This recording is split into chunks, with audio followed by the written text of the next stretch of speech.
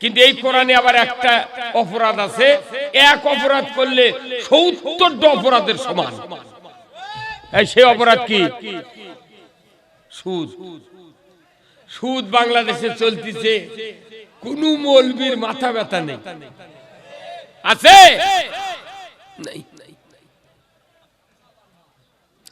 মসজিদের ইমামরা আমার ইমামতি করছি শুক্রবার করে, আজই তো নামাজ পড়তে চলতে।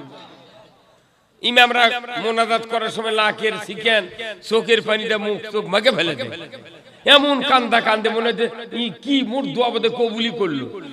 হে কতক্ষণ কিন্তু পাশে থেকে দেখলে লোক আমিন করছে, ইমাম আমরা কোনোদিন খোঁজ নিলাম না কে কে কিস্তির সাথে জড়িত আছে। কি হুজুর কতক্ষণ কয় শাক ভাতে খাবো না, গোস্ত খা স্বামীর কথা শুনবো না, ভাঙ্গা করে থাকবো না, ঝড় বাদল মানবো না, কিস্তি দেওয়া বন্ধ করবো না, যায়ান থাকিতে সাহেবের ডিউটি কোনদিন অমান্য করবো না। এই বাংলাদেশে ৬৮,০০০ গ্রাম আছে, ৬৮,০০০ গ্রাম আছে, এমন কোন গ্রাম নাই ১৫.৫ লোক সুদের কিস্তির সাথে জড়িত নেই। আর হাফ পার্সেন্ট আমরা মনে করছি আমরা তো কিস্তি লিনি, তাহলে ওরা মরে মরু, কিন্তু আমরা তো পল্লী বিদ্যুতের কারেন্ট বিল দিই না। আমি প্রিন্সিপাল, আর এক হুজুর, আর এক বক্তা, আর এক হাজি সাহেব, এমনও মাস গেছে যে বছরের মধ্যে একটা মাস কারেন্টের বিল দিইনি।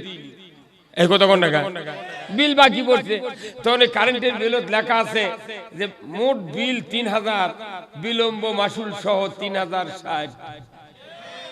এই বিল যখন বাকি পড়ছে, আপনার গিন্নি করছে তোমার কখনো বিল দেওয়া লাগবে, তুমি দাওনি, এখন ফাইন দাও। ওটি বাংলাতে লিখেছে বিলম্ব, স্ত্রী করছে ফাইন ইংলিশে। ফাইন মানে ফাইনের বাংলা হলো জরিমানা, কথা ঠিক কিনা? আর আরবিতে হলো রেবা, ওটাই হলো সুদ। বাংলাদেশে যার জমি জমা আছে এরও খাজনা দিতে সুদ দেওয়া লাগে, কথা ঠিক কিনা?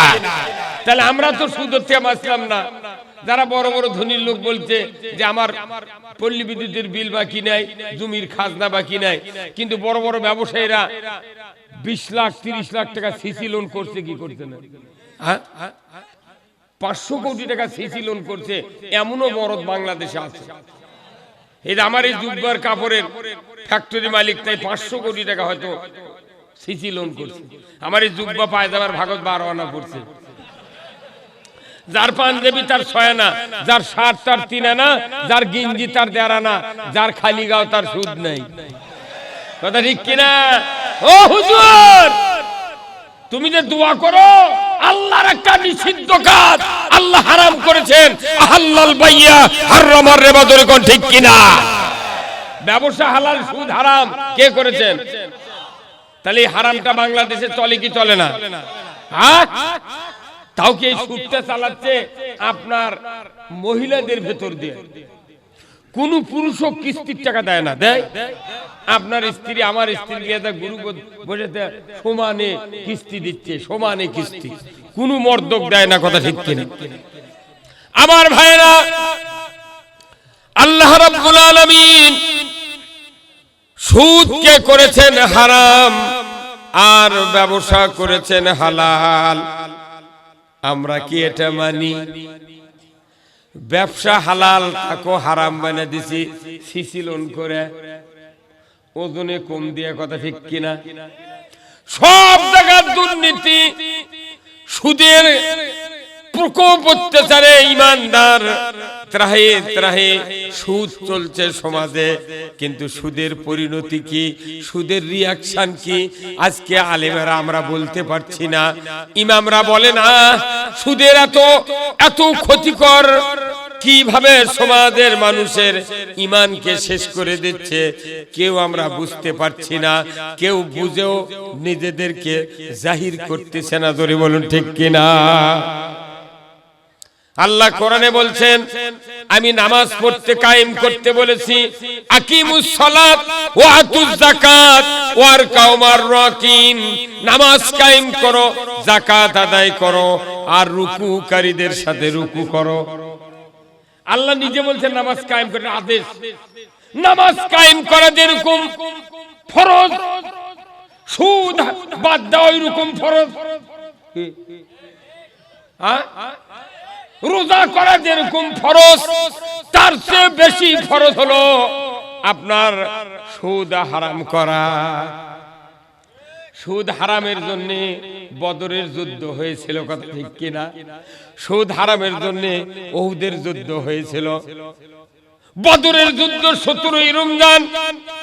মদিনার ইসলামী রাষ্ট্র কাফেররা যদি দখল করে, সুদ চালু করবে, বেপরদা চালু হবে, চুরি জানা লুটপাট চালু হবে। আল্লাহ বললেন, রসুল আপনার 313 জন সাহাবী বদরের প্রান্তরে যুদ্ধে এসেছে, আপনি তাদেরকে রোজা ছেড়ে দিতে বলেন।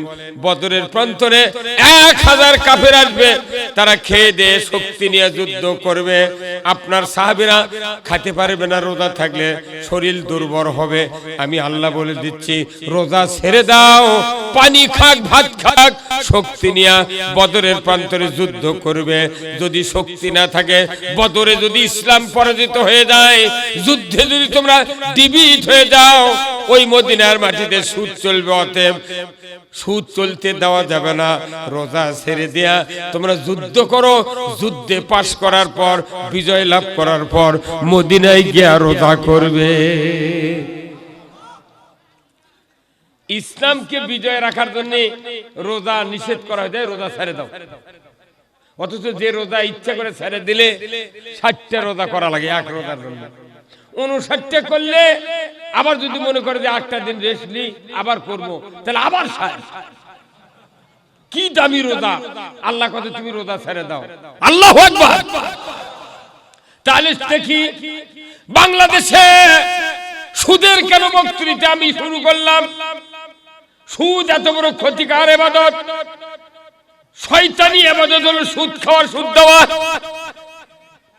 আল্লাহ কোরআনে বলছেন সুদ হারাম, ব্যবসা হালাল, তারপরে মানুষ সুদ বাদ দিলাম না।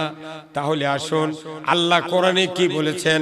144 ধারা জারি করে দিয়ে বললেন, আমি নামাজ কায়েমের কথা বলেছি, বান্দারা নামাজ কায়েম করে না। আমি যাকাত আদায় করতে বলেছি, বান্দারা যাকাত আদায় করে না। আমি জামাতের সহিত নামাজ আদায় করতে বলেছি, বান্দারা নামাজ জামাতে পড়ে না। ওই রকম সুদ হারাম করেছি, মানুষ তো সুদ খাওয়া বাদ দেবে না। অতএব 144 ধারার এমন একটা আয়াত আল্লাহ নাযিল করে দিলেন। আল্লাহ বললেন, ইয়া আইয়ুহাল্লাযীনা আমানু লা তাকুলুর রিবা। এই দুনিয়ার ঈমানদাররা সুদ খায় না। কার কথা? আল্লাহ কি বলেছেন? আল্লাহ বলতে পারতেন, ইয়া আইয়ুহান নাস লা তাকুলুর রিবা, মানুষ সকল তোমরা সুদ খায় না। হুজুর কথা কি? আল্লাহ কি এটা বলছেন? আল্লাহ বলতে পারতেন, ইয়া আইয়ুহান নাস, মানুষ সকল তোমরা সুদ খায় না। কিন্তু আল্লাহ বলেছেন, ইয়া আইয়ুহাল্লাযীনা আমানু লা তাকুলুর রিবা, ঈমানদাররা সুদ খায় না। তার মানে ঈমানদার যদি সুদ খায়, ঈমান থাকে না। এই কথা কোন জায়গা?